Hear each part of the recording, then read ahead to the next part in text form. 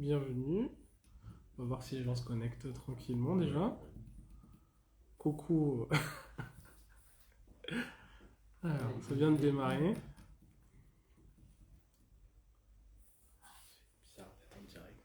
Et il faut une première fois être Oui. pour fidéliser votre chaîne Twitch et dans quelques mois, vous avez, je sais pas quel mec connu qui vient jouer à Fortnite dans la librairie. Comment ça, c'est pas le sujet?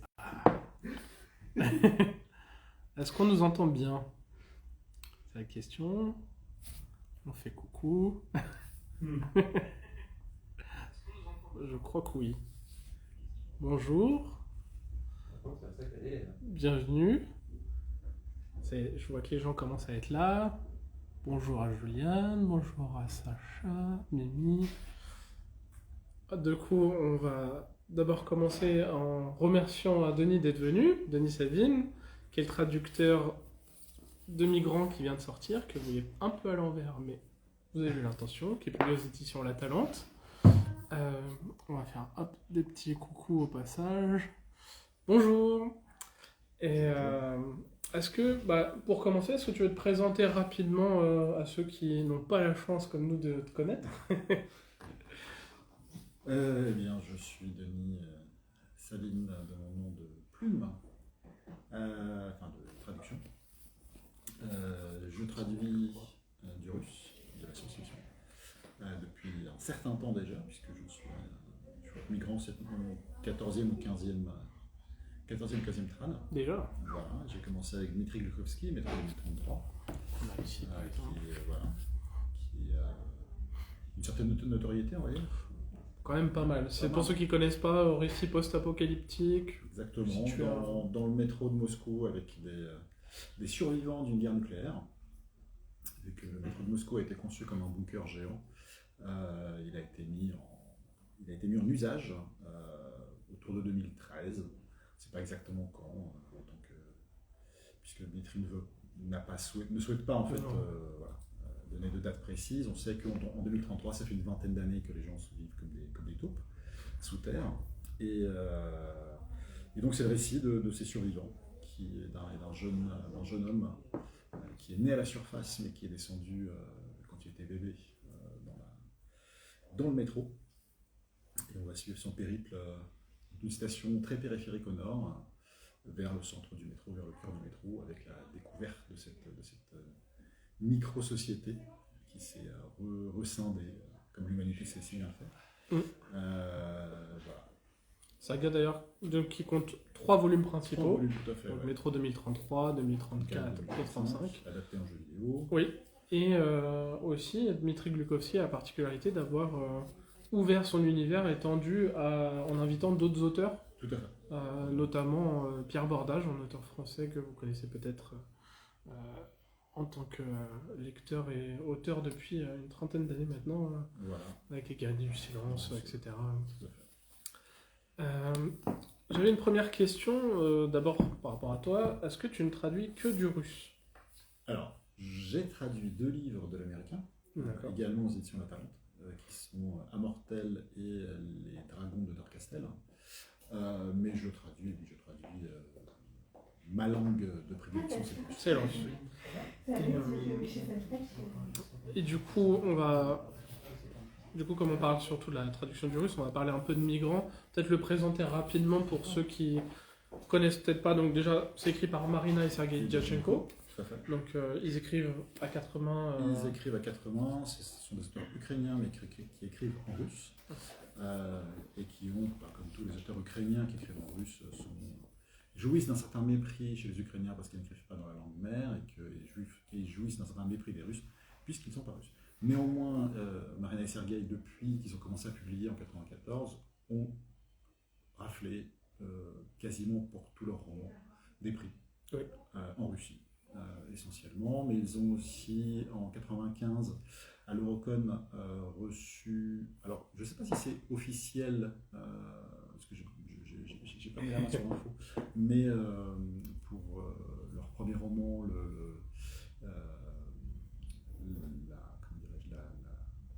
La caverne. Non, celui-là en traduction ce serait Le Gardien en fait. D'accord.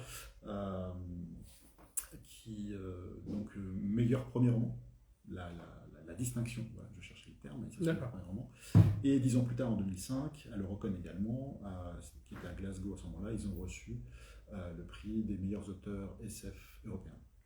À ce moment-là. Sacré prix. Donc Migrant fait partie d'un ensemble qui s'appelle Les Métamorphoses, donc, qui est en trois volets, Vita Nostra, Numérique et Migrant. Ce sont des romans qui ont été écrits à la fin des années 2000.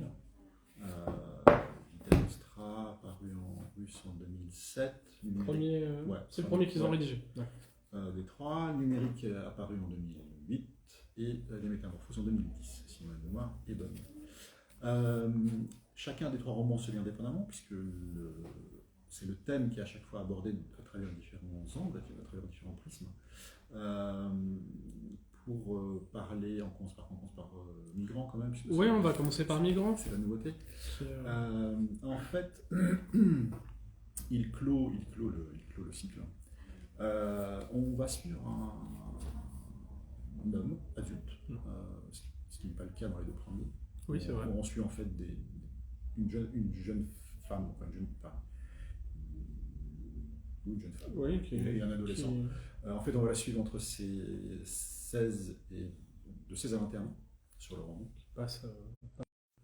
Qui a une douzaine d'années, là on suit vraiment sur quelques mois de sa vie. Et Migrant, c'est un homme adulte qui se retrouve expédié, bien malgré lui, à l'autre bout de la galaxie.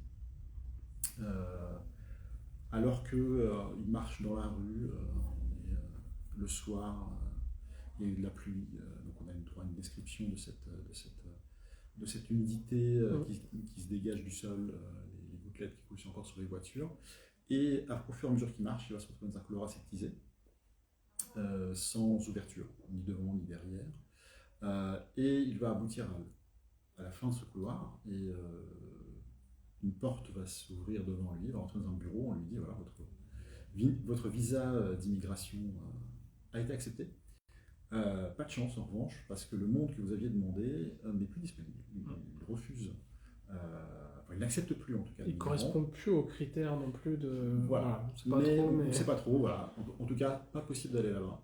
Et donc on lui propose deux images fixes entre lesquelles il doit choisir en fait un monde d'arrivée, un monde qui a l'air hyper industrialisé et un autre qui a l'air extrêmement bucolique, verdoyant. Donc il n'a pas le choix, c'est-à-dire qu'il doit partir. Il ne sait pas pourquoi, sachant qu'en fait le paiement du visa, c'est 2 ans de sa vie, mémoire incluse. C'est ce qui fait qu'il ne sait vraiment pas ce qui s'est passé. Et le voilà propulsé sur ce monde dont il ne connaît aucune règle, aucune loi, aucun système de fonctionnement. Et on lui explique à son arrivée qu'il y a 2 types de citoyens sur ce monde-là. Il y a les citoyens de plein droit et ceux qu'on nomme les dépendants. On explique aussi également qu'il n'y a aucune honte à être dépendant, puisque c'est un statut qui est parfaitement intégré dans les usages quotidiens de ce monde-là, en revanche, un dépendant n'a droit à aucune décision majeure, même en ce qui le concerne lui. C'est-à-dire qu'un dépendant ne peut pas choisir de mourir, par exemple. Tout est dans le terme, il est dépendant de la volonté d'une personne d'ailleurs, ou d'un... Alors, soit il est dépendant effectivement avec une personne responsable de lui, soit c'est la société qui est responsable de lui. Plus largement, voilà. Plus largement.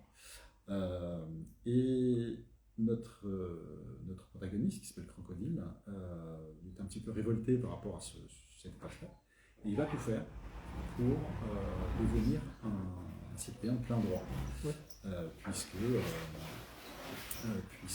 bienvenue. Il y a une épreuve que les adolescents passent à la fin de l'adolescence, le passage à l'âge adulte. Là encore, on retrouve le passage à l'âge adulte, et qui, à la fin de l'épreuve, détermine s'ils sont citoyens de plein droit ou dépendants. D'accord. Voilà. Là, je vous ai raconté. Sans spoiler. On va résumer très rapidement pour ceux qui viennent de nous rejoindre. On parle donc de Migrants, donc Denis Savine est le traducteur. Alors moi je vais essayer de le résumer. Peut-être tu me corriges si j'ai une bêtise, mais en gros on suit un homme qui se retrouve face à un bureau de bureaucratie quelconque, on ne sait pas trop, enfin lui-même ne sait pas, et on va lui expliquer qu'il a décidé de migrer, mais que malheureusement la planète de destination ne peut plus l'accueillir, et on va lui donner le choix entre deux planètes. Il va devoir faire un choix un peu presque à l'aveugle. Alors, il a quelques infos sur ces deux planètes, mais ça va être un choix quand même un peu au hasard. Il a aucune info. Ouais, Il a juste deux images. Oui, voilà, projetées. au niveau des images, on se rend compte qu'il y a le Voilà. côté verdoyant d'une cité et une plus technologique, comme Ouais. tu disais. Et à partir de là, il va chercher à comprendre la société dans laquelle il va se retrouver. Exactement. Euh, Et il va surtout se battre pour être un citoyen de plein droit. oui, parce que du coup, il a le choix entre, sur cette planète, être un citoyen dépendant. Mm. Donc on disait dépendant d'une personne, dépendant de la société plus globalement, ou d'être un citoyen de plein droit, mais cela nécessite une épreuve un Voilà. peu mystérieuse. Sachant qu'aucun Je ne sais pas si on va dévoiler plus. sachant qu'aucun migrant n'a jamais obtenu le titre de citoyen de plein droit, parce que tout simplement il n'a pas les caractéristiques requises, ni les connaissances requises, ni les compétences requises pour ce faire. On lui dit qu'éventuellement, s'il a des enfants avec une personne née sur la planète, peut-être que la progéniture pourra accéder à ce statut, mais c'est même pas garanti, puisque même les enfants qui sont nés de parents qui vivent sur cette planète depuis des générations ne sont pas garantis justement d'accéder à ce statut. À peu près 25% de jeunes natifs qui échouent et 75% qui réussissent cette fameuse épreuve. Et pour vous situer, donc on expliquait que ça fait partie de la saga des Métamorphoses, donc de Marina Sergei-Djatchenko, et qu'il y a une particularité, cette saga, chaque volume peut se lire indépendamment. Donc vous avez Vita Nostra, qui était le premier qu'ils ont rédigé. Il y a eu par la suite Numérique, et là, Migrant, du coup, qui vient tout juste de sortir, qui a un vrai régal de science-fiction, parce que chaque volume est même sur des genres différents. Tout à fait. Parce que Vita Nostra, on va vraiment... Quoique, Vita Nostra et Numérique sont quand même dans le fantastique. Ils sont dans le fantastique. Voilà, si on veut à peu près segmenter, et celui-là est clairement un roman de science-fiction. C'est pas une question piège, moi je connais la réponse, mais lequel est ton préféré, toi qui as traduit les trois? Sans trop dévoiler, peut-être, on va pas de spoil, hein, promis pour tous. Lequel est mon préféré? Il se trouve que j'ai découvert les Métamorphoses par Migrant. Et voilà. Donc, je pense que en fonction du roman qu'on lit, entre Vita Nostra et Migrant, parce qu'ils sont au-dessus. C'est pas une question d'être au-dessus. Disons que Numérique, Sont plus... Enfin, Numérique a peut-être le côté il est plus tellement ancré proche de la dans une réalité. époque, voilà. Ouais, Il est beaucoup plus proche de la réalité, Ouais. ce qui fait qu'il est ancré dans une époque. un instant T. Fin des années 2000. On va peut-être en parler un petit peu d'ailleurs pour expliquer. Alors que les deux autres sont intemporels.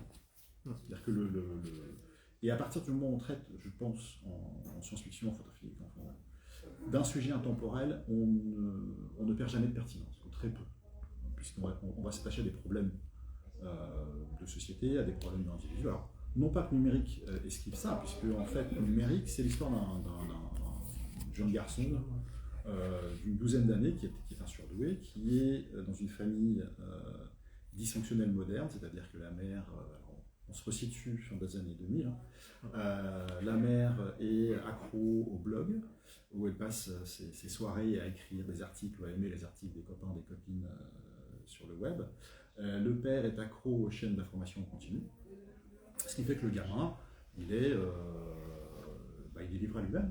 Donc qu'est-ce qu'il fait? L'école l'ennuie puisqu'il survole, en tout cas il survolait le programme, et il passe sa vie dans des jeux en ligne, des MMORPG, donc des joueurs massivement, des jeux massivement multijoueurs en ligne. Les Meporg. Du fait de son intelligence, il monte un statut assez élevé au sein du jeu qu'il pratique. Et à côté de ça, il se fait de l'argent réel en élevant des chiots virtuels, donc un peu une espèce de Tamagotchi pour ceux qui ont connu ça. Ça revient. En plus, c'est vrai. Et donc grâce à cet argent qu'il gagne, il finance son abonnement à son jeu fétiche.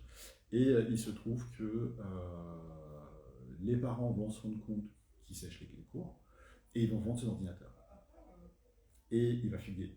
Il va se retrouver la nuit dans Moscou parce que le soir même, il a une partie très importante à jouer, puisqu'il va prendre le pouvoir dans ce jeu en ligne. Il se retrouve dans un cybercafé extrêmement glauque, où un étranger lui sauve la mise, puisqu'il est comme à deux doigts de se faire agresser, de se faire voler ses codes informatiques et tout ça. Cet homme lui dit est-ce que je te ramène chez toi, sachant que je travaille pour une boîte de jeux vidéo, on est en train de développer un jeu révolutionnaire qu'on n'a jamais vu avant et on cherche des joueurs brillants et expérimentés pour le tester. Et on sait que tu fais partie, même si tu laisses très peu de traces sur internet, on sait que tu fais partie d'excellents joueurs de MMO. Donc, est-ce que tu acceptes de devenir testeur en fait? Bêta-testeur, carrément. Bêta-testeur, voire participer à certains aspects du développement. C'est vrai que finalement, c'est le protagoniste le plus jeune des trois. C'est le plus jeune. C'est le plus jeune. C'est une comparaison un petit peu. Ouais, c'est vraiment le plus jeune. C'est le plus. En fait, c'est presque le plus instable, oui. Puisqu'il sort d'une famille où voilà, il est livré à lui-même. Autant Sacha, donc la protagoniste du premier roman, Vita Nostra, donc, qui est une femme, certes, elle vit avec sa mère l'élève seule, mais elle a malgré tout un cadre familial où elle est aimée, où elle est soutenue. Et dans Vita Nostra, numérique. Dans Migrant, on a affaire à un adulte donc, qui, de toute façon, vit sa vie. Même si sa vie n'est pas extrêmement heureuse, c'est un individu qui est pleinement responsable de ses actes. C'est quelqu'un qui peut prendre des décisions pour lui. Voilà. Donc oui, c'est le protagoniste le plus jeune. Je viens de me rendre compte de ça, vraiment ce côté. Ce qui est presque dommage, c'est qu'il n'y a presque pas de lien avec l'homme qu'on a dans Migrant, qui pourrait être peut-être. Oui et non. Mais c'est la particularité aussi gardée de chacun. Peut-être qu'on va parler un petit peu d'ailleurs de Vita Nostra aussi. D'ailleurs, n'hésitez pas, autant sur le live pour ceux qui nous suivent et pour vous qui êtes présents, à nous interrompre, nous poser des questions. Après, on fera un petit tour pour savoir d'ailleurs qui on a lu. On essaiera de répondre. Voilà, aussi. Bon, toi, je sais que tu réponds. On se rejette la tâche, mais je suis sûr qu'on arrivera très bien à deux cerveaux, ça devrait y arriver. Vita Nostra, tiens, on va en parler un petit peu. Avec notre héroïne d'ailleurs, seule héroïne des trois. Sacha, donc, est une jeune fille de 16 ans quand le récit commence. Donc elle est élevée par une maman solo. Et elle est dans l'équivalent de la première dans le système scolaire français. Avec sa mère, elles vont passer des vacances en Crimée. Et elle a l'impression régulièrement que quand elle va faire des courses, quand elle va à la plage, quand elle n'importe quelle activité, il y a un homme qui la suit, qui la surveille, qui l'espionne. Il est tout de noir vêtu, lunettes noires, avec des verres réfléchissants, ce qui rend assez difficile pour l'identifier. Et un jour, cet homme l'aborde, et dans la grande tradition russe, il lui dit écoute, voilà, je vais te confier une tâche dont tu devras t'acquitter sans faute, tous les jours. Si jamais tu ne le fais pas, il t'arrivera rien. Mais les gens que tu aimes vont souffrir. Ça, c'est typiquement une méthode du KGB, du FSB, de la Stasi. Et des joueurs d'échecs. Peut-être. Il y a une phrase de joueur d'échecs qui se dit, qui est courante, qui est « la menace est plus forte que l'exécution ». Oui. Et ça résume totalement ce qui lui arrive. Sauf que les Russes et les échecs, on sait que aussi, voilà. Ça marche bien. Mais cela dit, elle déroge une fois effectivement à cette tâche et sa mère a un accident. Est-ce que c'est une coïncidence? Est-ce que c'est réellement la mise à l'exécution de la menace proférée par cet homme inconnu? On ne sait pas. Et donc, petit à petit, donc, elle va s'acquitter de cette tâche et elle va rentrer chez elle avec sa mère. Elle pense que cette histoire est derrière elle. Sauf que cet homme réapparaît et lui propose le même marché en disant voilà. C'est pas compliqué, donc il y a une deuxième tâche dont il faut que tu t'accomplisses. donc qu'il faut que tu accomplisses. C'est pas très français. Et donc, même motif, même punition, si jamais tu déroges à la tâche, il arrivera malheureux à un des tiens. Et elle s'en acquitte, encore une fois. Et la troisième fois qu'il le voit, il dit bah, écoute, très bien, voilà, tu as été accepté dans une université, dans une ville dont elle n'a jamais entendu parler, qu'elle ne sait pas situer sur une carte. Et bah, en fait, tu es accepté, mais il faut que tu ailles. C'est-à-dire que c'est pas juste, c'est pas une option. Tu as été accepté, mais tu y vas. Et donc la voilà embarquée, malgré elle, dans cette université où les professeurs ont quand même l'air de monstres. Les étudiants ont l'air de ne plus avoir toutes leurs raisons. Et où il va devoir apprendre notamment une matière à laquelle elle ne comprend rien. Et toujours sous cette forme de menace latente de cette coercition qui s'exerce sur elle. Et elle va devoir s'en sortir. Et donc on va suivre ces 3 premières années à cette université. Donc c'est, je compare souvent ce roman en fait, enfin il y a eu des comparaisons qui ne sont pas forcément de moi, mais elles ne sont pas complètement fausses, à un Harry Potter ou à un magicien de Lev Grossman, mais avec, c'est-à-dire qu'on est toujours dans une école de magie ou de fantastique, sauf que chacun des 3 auteurs, Rowling est britannique, donc on voit toute la littérature britannique, toute la tradition britannique transparaître dans l'œuvre de Rowling sur Harry Potter. Quand on lit Les Magiciens de Lev Grossman, c'est un américain, ça se passe à New York. Les personnages sont plus âgés, puisqu'ils entrent à l'université aussi, de Brave Hills. Et il y a clairement une empreinte de la société et de la culture américaine sur la manière dont est fait l'enseignement, sur la manière dont évoluent les personnages. Et dans Vita Nostra, on a finalement une thématique de... C'est pas vraiment de la portale fantasy, mais on n'est pas très loin non plus, sauf qu'il y a toute l'histoire et toute la mentalité soviétique. Donc c'est extrêmement coercitif, c'est extrêmement violent, une violence toujours extrêmement courtoise. Réfléchie, posée, très froide. très C'est froide. une violence extrêmement froide. Et sur laquelle notre personnage principal va devoir survivre face à ça. Voilà, donc c'est vrai que c'est la particularité, je l'ai surtout ressenti sur Vita Nostra. On sent vraiment qu'il y a un esprit différent, une mentalité différente, surtout qu'on est habitué à lire beaucoup soit de textes français, donc on a l'habitude, soit de textes anglophones. Et là, c'est vrai qu'on ressent qu'il y a une manière de penser, de comment les personnages vont agir, qui est quand même différente de ce qu'on peut voir habituellement. Et c'est ce qui en fait aussi la force, je trouve. Après, je sais pas si c'est commun aussi, j'ai pas lu tant de littérature russe que ça, mais est-ce que c'est commun aussi à leur style? Je pense que ça doit jouer aussi. Oui, bien sûr. Je pense que les Diatchenko sont des héritiers, mais tout comme les Bukowski, de la littérature russe, de la SF russe, notamment des frères Strugatsky, qui ont écrit pendant l'époque communiste, où c'était très compliqué de passer la censure, et où ils la passaient systématiquement, sauf pour un roman, mais qu'ils n'ont jamais présenté. Ils se sont autocensurés sur un roman qui est apparu en 89-90, je ne sais plus, une fois que toute la censure était un petit peu loin, un petit peu passée. Et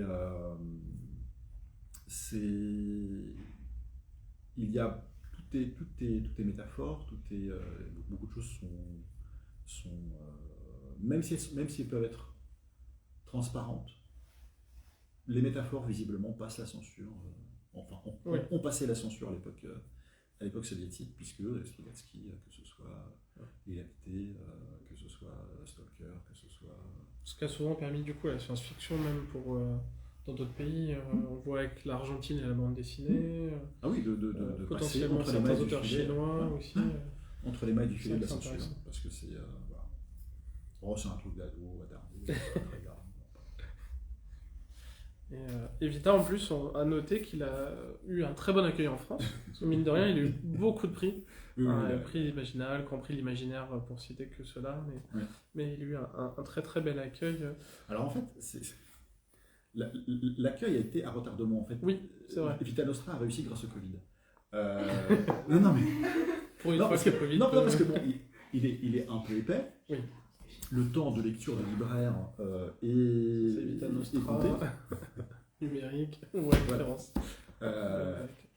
Et c'est vrai que Vita Nostra, je pense que c'est un roman qui a besoin, en tout cas au départ, d'être recommandé. Donc d'avoir une médiation, c'est-à-dire que ce soit des bibliothécaires, que ce soit des libraires. Ce roman a besoin d'une médiation, et parce qu'il a paru à l'automne 2019. Ouais. Si je dis pas de bêtises, voilà. Et finalement, il a vivoté tant bien que mal. Et au moment du Covid, pas mal de libraires l'ont lu. Et ensuite, ils l'ont beaucoup recommandé. Alors, ils l'ont beaucoup recommandé aux lecteurs. Et c'est vrai que ça a été un boom, entre les prix qui ont aussi aidé à propulser le livre. Mais c'est vrai qu'il y a eu beaucoup de... C'est vrai que moi-même, j'avoue que j'avais mis un peu de temps à le lire. C'est, je crois, en début 2020 que je l'ai lu, suite justement au fait d'avoir échangé, d'avoir pu développer l'intérêt de ce livre. Oui, pardon. Non, c'est juste par rapport à ce que vous disiez qu'il avait été reconnu un peu tard. Est-ce que, parce que je viens de le finir, et est-ce que justement la comparaison avec Harry Potter et les magiciens, ça l'a pas un peu desservi? Parce que j'avoue que moi, en lisant derrière et tout, déjà, Harry Potter c'est bon, etc. Moi, le premier. Et en fait, je trouve que par rapport à ce qu'il offre, c'est hyper réducteur. Une quatrième de couverture est souvent réductrice malgré tout. C'est-à-dire en fait, c'est des choix. Oui, c'est un choix. Effectivement, en choisissant de citer Harry Potter et les magiciens, soit on s'aliène un public, soit on accroche un public. Et effectivement, on est sur des topologies d'écriture, de personnages, de narration très différentes. Je suis tout à fait d'accord. Mais comment à quoi le rattacher? C'est un point d'accroche en vrai. En fait. C'est vrai que au moins ça permet à beaucoup de personnes, ça parle aux gens de manière générale.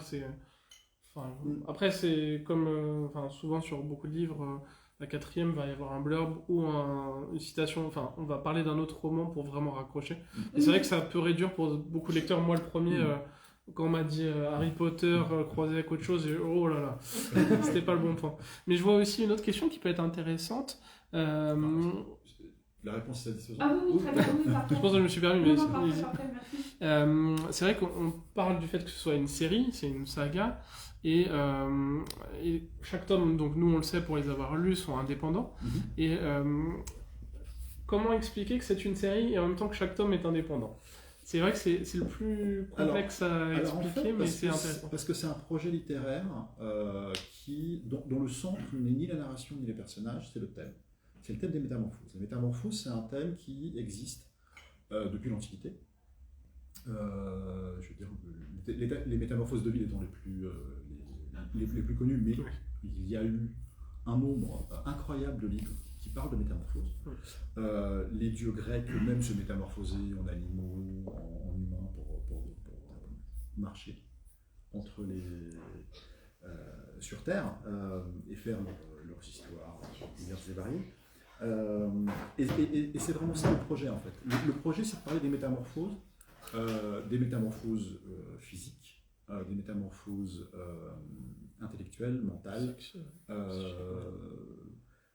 que nous on va subir dans notre évolution, dans le passage à l'âge adulte, dans notre âge adulte, les envies qui vont nous hanter, la manière dont on va y répondre.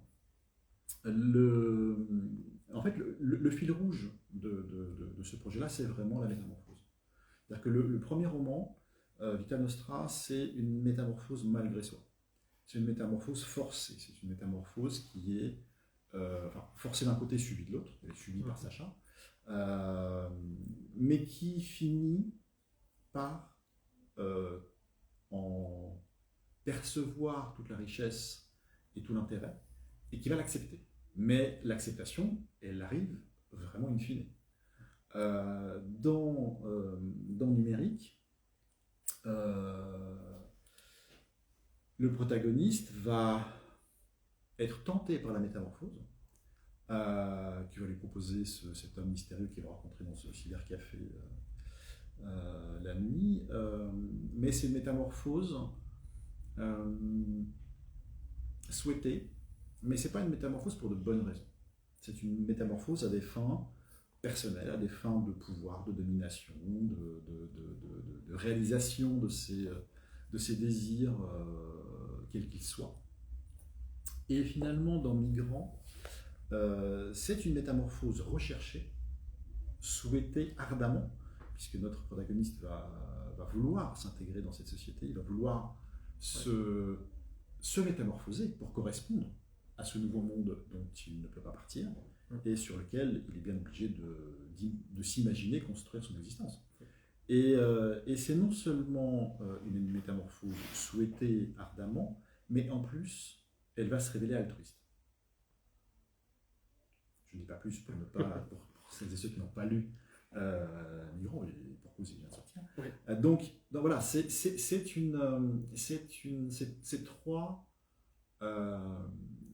trois visages de la métamorphose à laquelle qu'on pourra explorer en fait à travers ça. Souvent, ce qu'il faut voir, c'est que dans la littérature russe, c'est comparable avec la littérature japonaise, par exemple, c'est que le fantastique fait partie de la norme. On ne se pose pas la question de genre littéraire.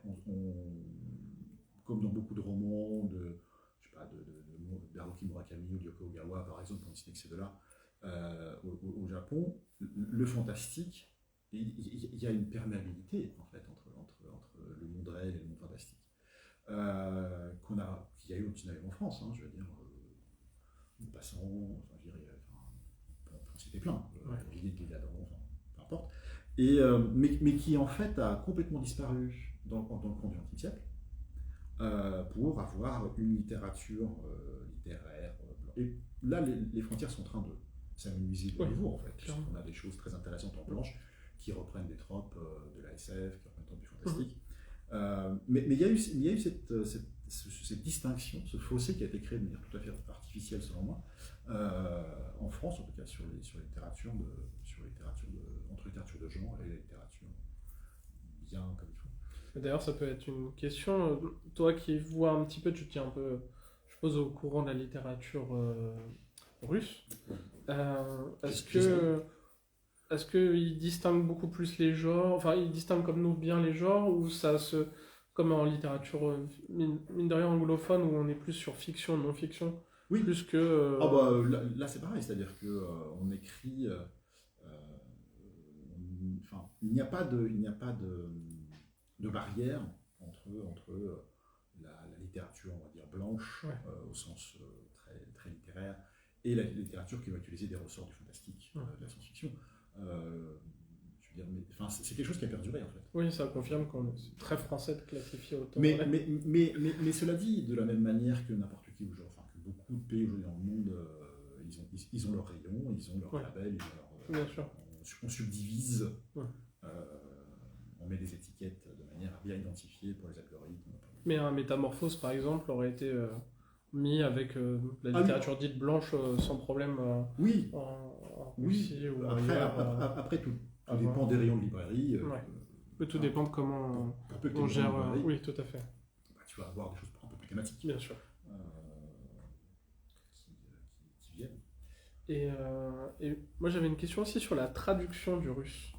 Est-ce que, parce que bon, traduction en anglais, on voit à peu près comment ça se passe. C'est pareil pour le russe. C'est pareil, d'accord, parce que j'avais demandé. Non mais, précise ta question, mais. Je pensais par exemple aux traductions du japonais où on sait qu'il y a un gros travail d'adaptation.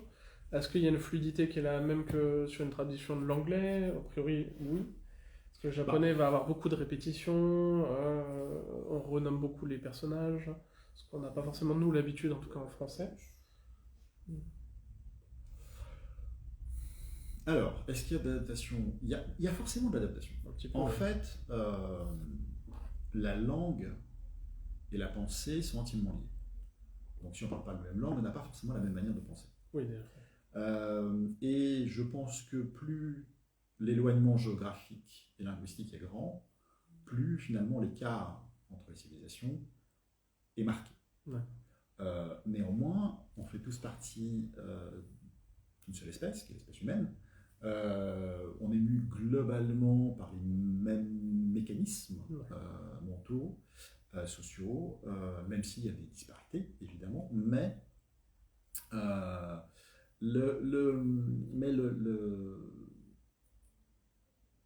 je ne répondrai pas la même chose entre des romans d'Ilyachenko, entre des romans de Glukhovsky, par exemple. Ouais. C'est pas la même démarche d'écriture, c'est pas la même démarche de pensée, même s'il y a des similitudes entre les deux.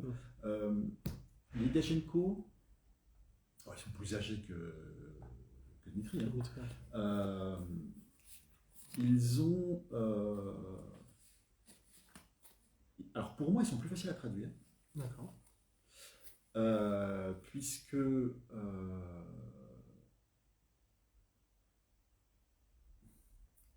d'un point de vue linguistique, ils utilisent le russe tel que moi je l'ai appris. En revanche, je dois être extrêmement prudent puisque ce sont des gens qui ont beaucoup lu, dans les deux cas, aussi bien Glukhovsky que Ilyachenko. Et que les citations ou les références qu'ils peuvent faire à des œuvres littéraires, les uns comme les autres, ne sont jamais explicitées. Ouais. C'est-à-dire qu'on a du Shakespeare dans Vita Nostra, on a du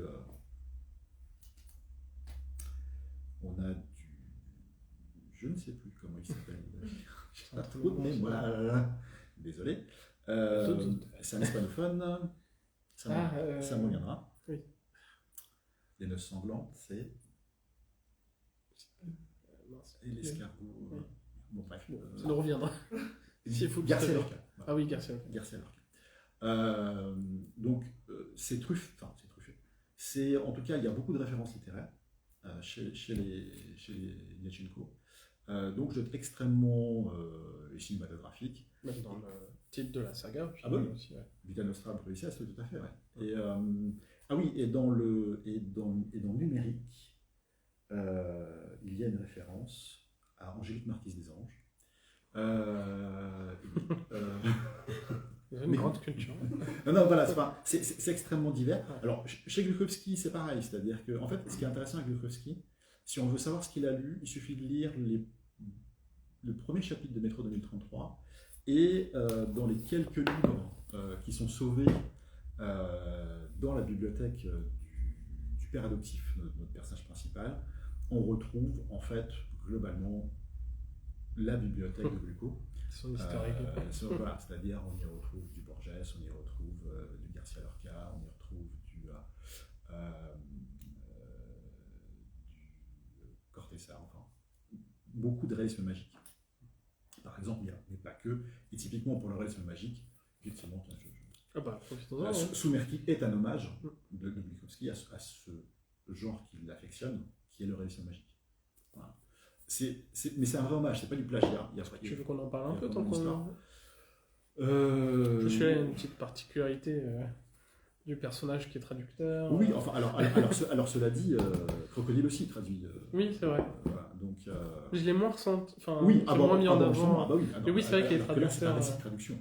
Soumerki est un récit de traduction. D'ailleurs, dans Migrant, sans spoiler, mais le fait que ce soit traducteur va lui causer quelques manques, mais vous comprendrez en le lisant. Ouais. Mais peut-être. Il va chercher à. Alors, ce qu'on peut dire sans trop. Non, si on ne dit pas. L'histoire des langues. Ouais, non, je me rends pas compte. Laissons le mystère. Ouais, parce que ça a quand même une part. Sans spoiler, le langage a une importance. Oui, le langage a une importance, oui. Parce qu'il va découvrir un nouveau monde dans sa globalité, sans spoiler encore une fois. Mais ouais, je pense que c'est un élément à garder. Eh bien, je n'en dirai rien. Lisez-le surtout.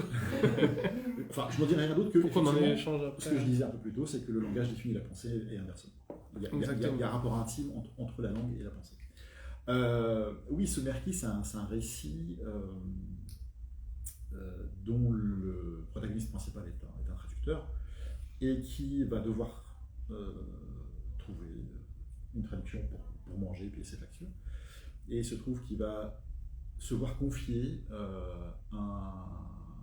une partie d'un texte, puisqu'il se rend compte clairement que les feuillets qu'on lui confie, outre leur âge qui semble être assez avancé, et qui sont en espagnol, une langue qu'on prétend maîtriser quand il est à l'agence pour avoir le contrat, puisqu'il voit les factures s'empiler sur son dos.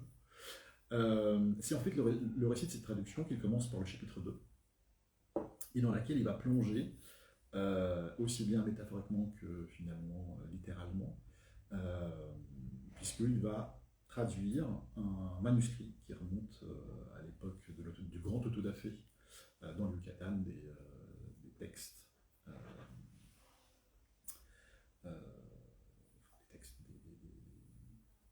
Parce qu'il n'y a pas que des textes, mais aussi les ficelles avec les nœuds, le nom m'échappe. Enfin bref, toute la culture maya et inca qui va partir en fumée littéralement grâce à l'Inquisition. Enfin,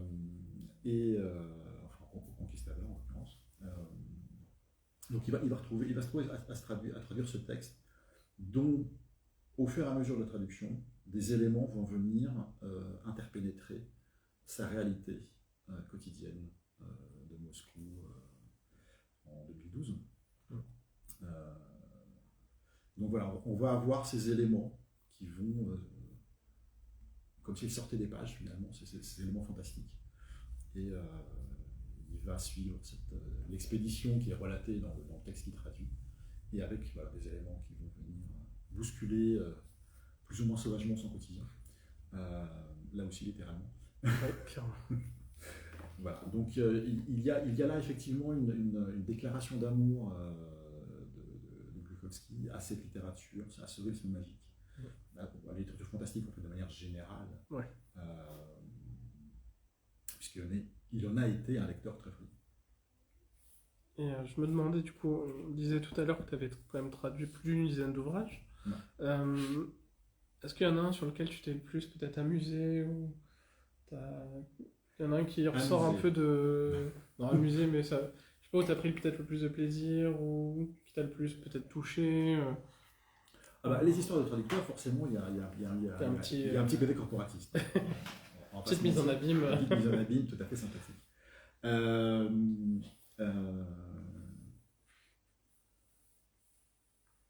Après, tu dois peut-être tout aimer, comme... C'est pas obligé de choisir. Hein. Non, mais c'est pas une question d'aimer, c'est effectivement je disais tout à l'heure que Gluko et Gloukovski, et Lidiatchenko n'écrivaient pas de la même manière. Typiquement, pour Gloukovski, le langage est un outil politique. Ce qui est vrai en soi. Ouais. Mais ce qu'il faut savoir, c'est que la langue russe a été réformée à la Révolution russe. Et donc, des écrivains comme Zamyatin, qui a écrit deux autres, retraduits en français. Il y avait... Ah oui, c'est nous. Nous maintenant, et c'était nous autres avant. C'était nous autres avant, d'accord. Donc la deuxième traduction, c'est nous. Voilà. Qui avait pour mission de refaçonner la langue de manière à asseoir le nouveau pouvoir politique qui allait désormais occuper 70 ans de l'histoire russe. Mais on le voit aussi avec l'Académie française. Enfin, je veux dire, la langue en tant qu'outil politique n'est pas quelque chose de nouveau. Mais quand Gloukovski écrit, il va régulièrement chercher des sens anciens des mots qu'il utilise. C'est-à-dire que si vous avez 5 entrées dans le dictionnaire classées du plus usuel au plus rare, voire au plus cryptique, lui, il va régulièrement taper dans le plus cryptique. Donc, évidemment, au départ, ça interroge, en fait, en tant que traducteur, puisqu'on décortique le texte dans le moindre détail pour le rendre de manière la plus fidèle possible. Et effectivement, il y a un certain nombre de reprises, je me suis retrouvé à me dire, mais je comprends pas cette phrase. En fait, je comprends pas cette phrase. Mais une fois qu'on rentre dans la pensée d'un auteur, évidemment, c'est plus évident. C'est plus simple en tout cas. Donc, c'est... Chez les Lidiatchenko, on va plus... Ce qui peut être compliqué, c'est toutes les références philosophiques, littéraires. Enfin, en tout cas, il faut faire attention. J'ai appris beaucoup de philo en traduisant Vita Nostra, en lisant et en traduisant Vita Nostra, parce qu'il y a des courants de philosophie dont j'ignorais mais tout. Et un auteur français, Olivier Paquet pour ne pas le nommer, avait écrit, parce qu'il avait fait une recension très sympathique de Vita Nostra sur Facebook, je crois, où il avait dit que si on veut comprendre les cours de cette matière absconse, en tout cas l'objectif des cours de cette matière absconse que suit Sacha, il faut lire attentivement le cours de philosophie qui précède. Et effectivement, de mémoire, il y a 3 cours de philosophie qui sont décrits dans le roman, et les courants qui y sont abordés ou évoqués donnent un éclairage presque de décryptage sur ce qui suit après, dans cette matière particulière qu'elle étudie. Donc voilà, donc on est vraiment sur deux manières d'envisager l'écriture, ouais. 2 manières d'envisager la langue, mais qui sont passionnantes l'une comme l'autre. Et on avait d'ailleurs une question toujours sur la traduction. Oui. Il y a quelqu'un qui se demandait comment on choisit un traducteur pour un roman. Je pense que c'est ça, comment on choisit un traducteur pour un roman. C'est la maison d'édition qui décide, tout simplement.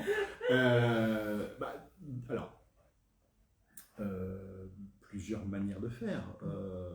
Il y a, pour les maisons d'édition qui ne connaissent pas ou peu de traducteurs, il y a l'ATLF, qui est donc l'association française, qui est l'association des traducteurs littéraires de France, qui a un annuaire où les traducteurs membres sont référencés avec leur langue et leur spécialité. D'accord. Donc, si vous cherchez du russe, de la SF, vous allez tomber sur moi et quelques autres. non, mais voilà, je veux dire, vous ne devez pas être si nombreux. On n'est pas si nombreux. Mais il y a des gens qui, il y a des gens qui ne se référencent pas dans les spécialités. En plus. Donc, je dirais qu'en SF, on doit être 4, 5 peut-être.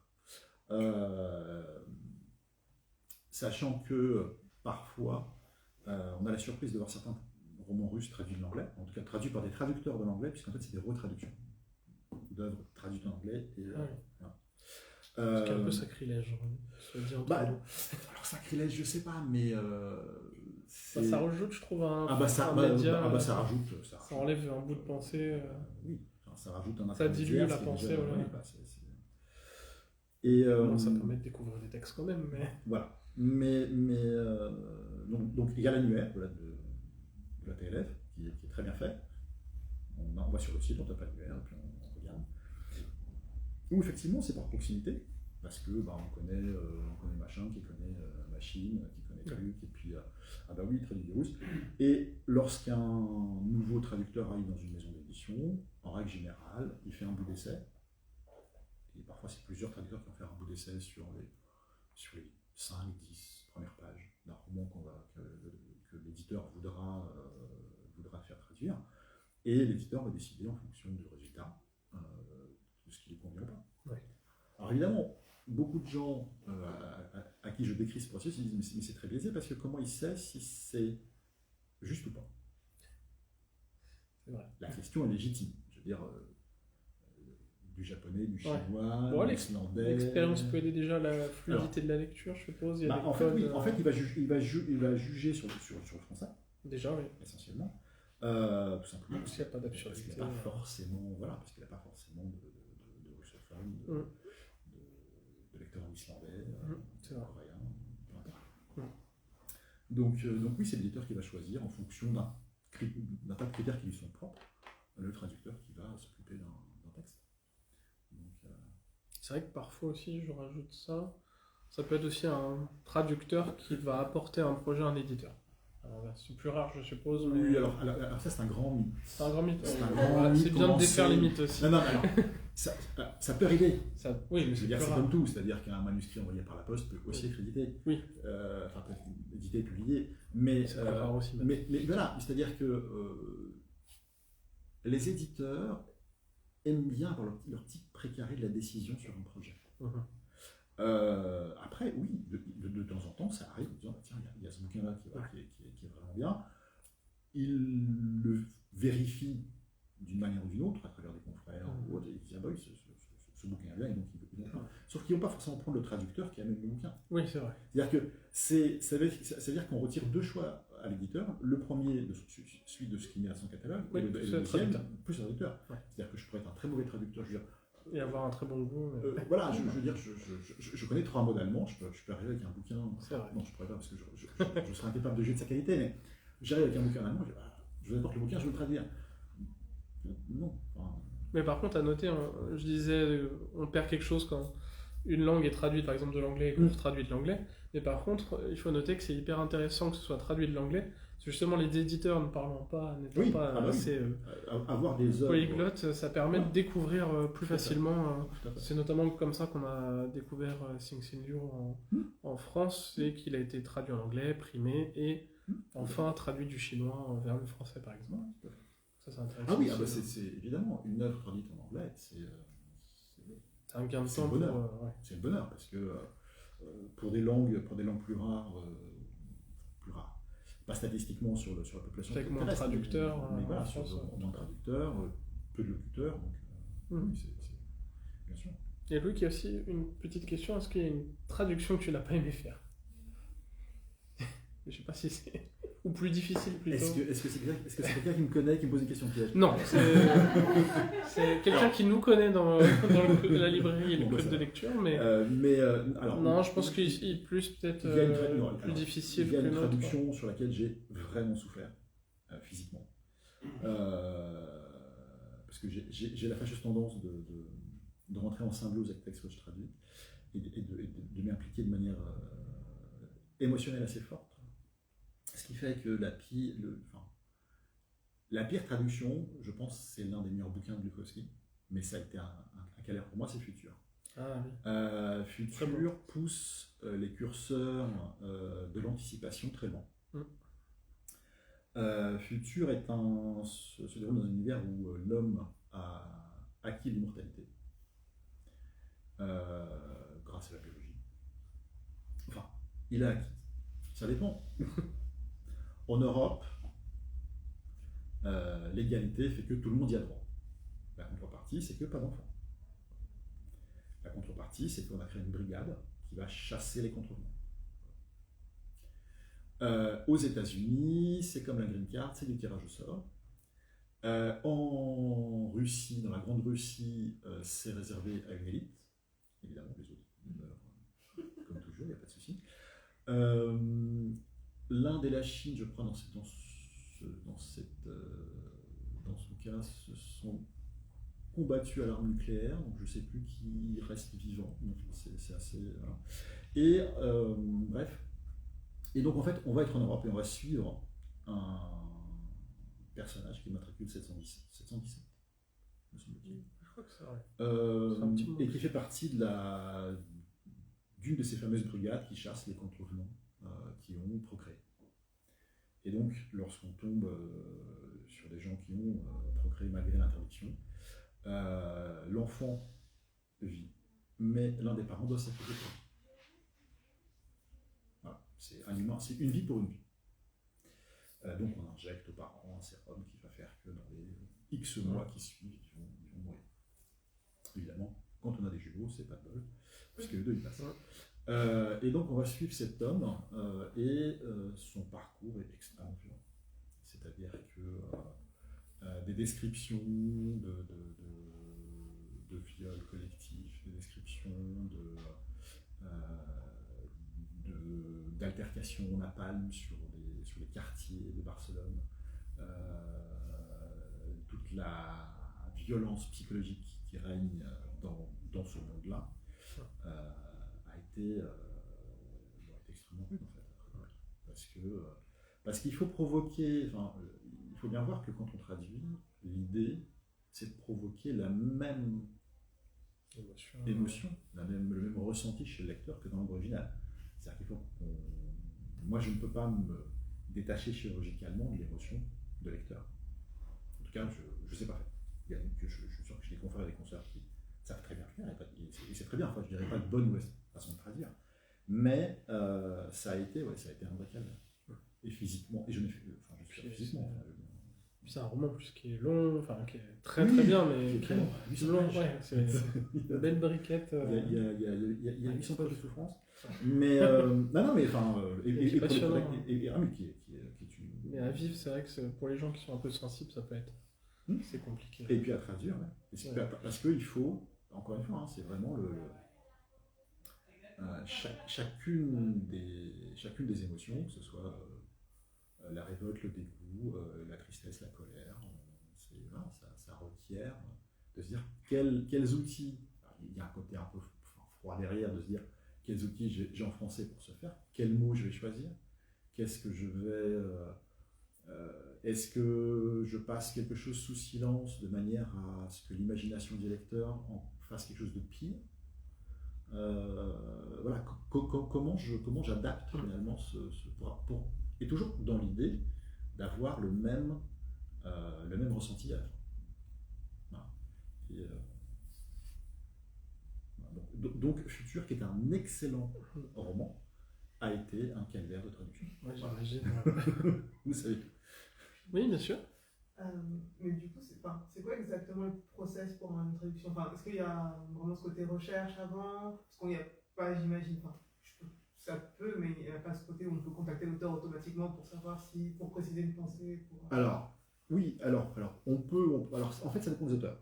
Ça, déjà, il y a des auteurs qui répondent volontiers, il y a des auteurs qui ne répondent pas, il y a des auteurs qui considèrent qu'ils ont tout dit, on n'a qu'à être intelligent pour comprendre ce qu'ils ont écrit. Ah non, mais il y a tout, hein, je veux dire, voilà. Et il y a des traducteurs qui vont chercher à contacter l'auteur pour expliciter des choses, enfin, s'il est vivant, évidemment. Et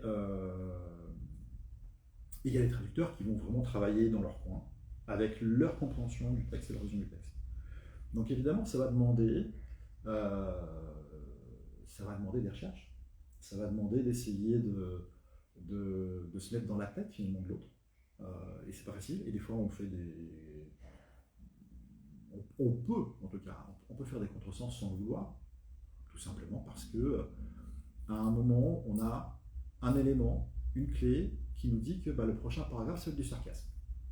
On ne voit pas la clé, on prend le paragraphe au premier degré, et on dit tout à fait autre chose que ce qui est dit. Donc, c'est un exercice sans filet, souvent. Donc, oui, on essaye de faire des recherches au maximum, oui, on travaille, on essaye de contacter les auteurs, s'ils sont vivants et s'ils sont enclins à répondre à nos questions. Mais on n'a rien qui nous garantit, déjà la bonne volonté de l'auteur, et si on n'a pas cette bonne volonté, rien ne nous garantit qu'on a vu juste.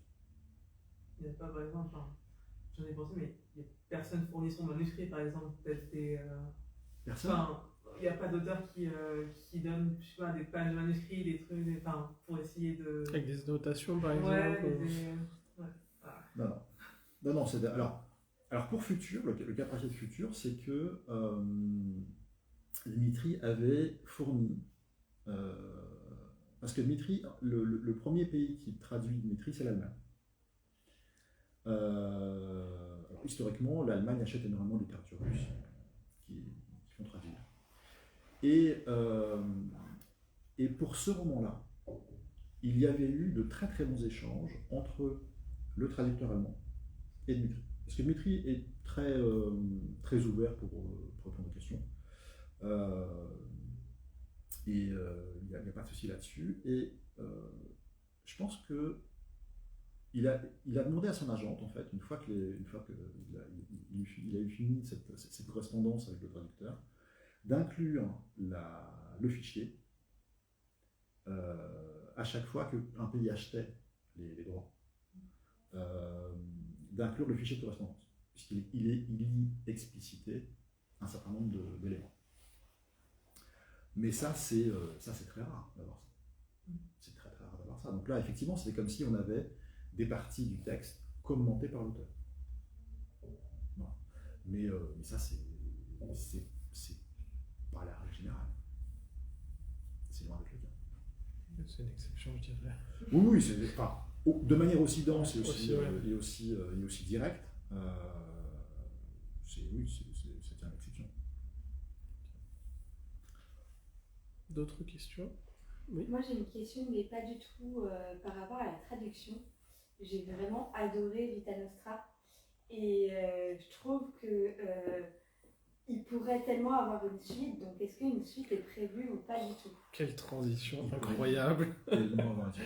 Alors, J'avais gardé ça pour la fin, c'est une belle transition. alors, il existe une suite. Il existe une suite. Attention, prends des pincettes. Il existe une suite. Cette suite a été écrite bien plus tard. Cette suite a été écrite en 2019, 2020.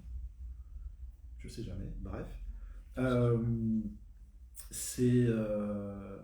En fait, pour la petite histoire, juste avant Noël, je pense 2019, je reçois un coup de fil de Sergei Yachenko qui m'appelle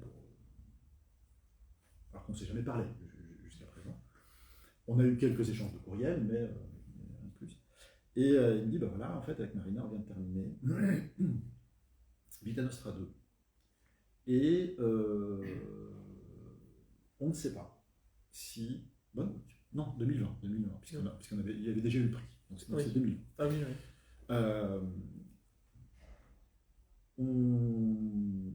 Mais on ne sait pas si on a fait, parce que c'est à la demande de l'éditeur américain. J'expliquerai le pourquoi après. Enfin, si on a le temps. Oui. Ouais.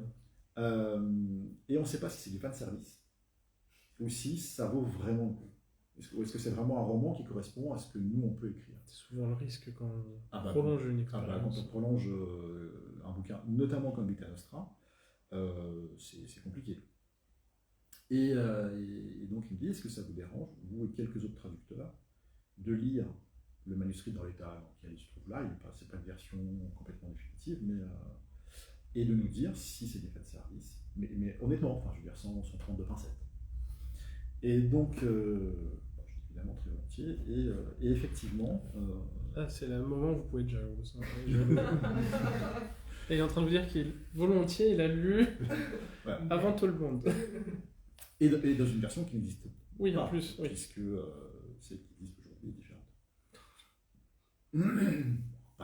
Fondamentalement différente. Il y a eu quand même un retravail dessus. Il y a eu deux versions d'ailleurs. Et donc effectivement, c'est pas des fins de service. C'est un roman qui se tient très bien, qui reprend des enjeux intéressants. Et donc oui, il existe.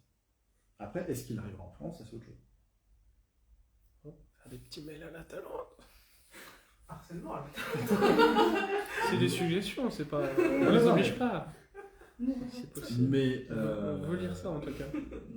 Mais voilà, donc après il y a de quoi lire avant déjà. Et alors le pourquoi du comment pourquoi Vita Nostra 2, parce que au moment en fait la traduction de Vita Nostra aux États-Unis est apparue en 2018. Et en fait l'éditeur qui a acheté les droits de Vita Nostra a acheté donc le premier Métamorphose, un roman indépendant et un autre début de série. Donc, ils ont acheté ces trois titres-là, qu'ils ont fait traduire. Donc. Mais ils n'ont jamais acheté ni la suite des Métamorphoses, ni la suite de l'autre série. Bon, le troisième roman étant indépendant, c'est pas dérangeant. Et en fait, devant le succès de Vita Nostra, ils ne sont pas dit tiens, on va peut-être traduire en numérique. Ils ont contacté directement l'éditeur en disant en fait il nous faudra Vita Nostra. Méthode américaine. Ça marche, on veut la suite. Vita Nostra, le retour. Donc c'est pour ça que c'est pour ça que Sergei s'inquiétait à juste titre en disant en fait c'est un travail de commande qui a été demandé 10 ans, plus de 10 ans. Ouais. Après l'écriture de Vita Nostra, est-ce qu'on est toujours dans cet esprit-là? Est-ce qu'on est toujours à la hauteur de ça, de ce roman-là, en fait? Et donc, oui, voilà, ça existe. Il faut garder espoir. Ou lire en anglais en attendant au pire. Ou lire en anglais, puisque lui c'est en anglais. Peut-être une idée pour les plus courageux. Pour les plus anglophones. Ouais. Oui, non, tout à fait. Donc voilà, ça c'est un triptyque en 4 volumes. Ça vous fait un peu comme Douglas Adams avec moins d'humour. Meilleure trilogie en 5 volumes. C'est ça, exactement. Après, c'est tellement bien traduit en français que. C'est vrai. Qu'on va croiser les doigts. Hein. Voilà, donc ça c'est une affaire à suivre. Croisez les doigts. Est-ce qu'il y a une autre petite question? Oui, bien sûr. Je voulais savoir justement, vous parliez tout à l'heure des différences de langue entre les différents auteurs et que vous essayez de vous adapter. Est-ce qu'il y a une différence aussi à traduire un auteur unique et un duo d'auteurs? Alors, dans le cas des Diatchenko, non. Parce que c'est essentiellement Sergueï qui tient la plume. Ils avaient une répartition globale des tâches en fait. C'est plus Sergueï qui était à l'écriture même. Marina participait évidemment à l'élaboration des personnages, des intrigues, mais elle intervenait sur le texte. Mais l'auteur principal, si on peut dire ça, enfin, l'auteur qui tape, qui rédige, le rédacteur, voilà, le rédacteur, Oui, c'est bien. c'est un joli mot qui existe en Oui, français, c'est très bien. le rédacteur. En plus. Le Il rédacteur, existe en russe aussi. sans doute. Mais beaucoup moins utilisé que son sœur. D'accord.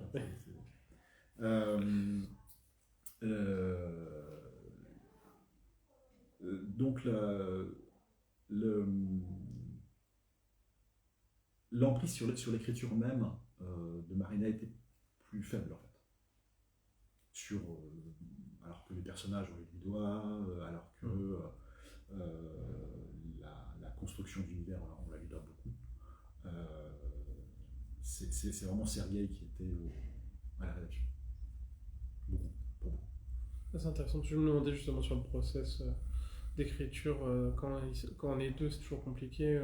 Soit on ressent la plume de l'un, soit la plume de l'autre, mais là c'est vrai qu'on n'a pas de voix.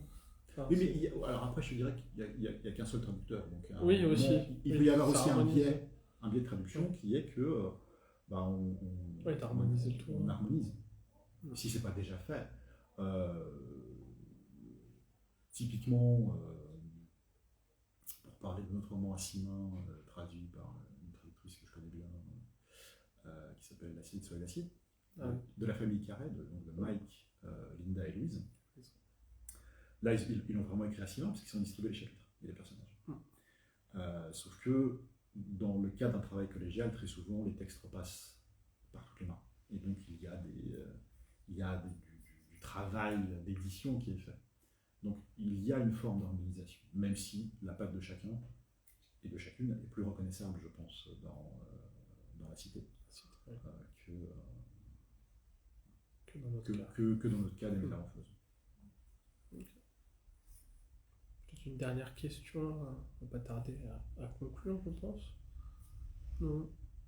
Bon, bah, en tout cas, merci Denis pour toutes ces informations, ces explicitations, et puis j'espère surtout que ça va vous donner à tous envie de lire Migrants et les autres, parce qu'ils sont vraiment chacun dans leur style très très bien, et puis c'est une traduction qui est hyper agréable, hyper fluide, et je trouve bien écrite. En tout cas, c'est le ressenti que j'ai, et je crois que je suis pas le seul, parce que j'ai pu remarquer, et ça c'est cool. Et puis on a hâte de lire d'autres choses de toi, traduction, j'espère, prochainement. Bon bah, on va clôturer le live en même temps. À bientôt. À bientôt. Bonne soirée. Et est-ce que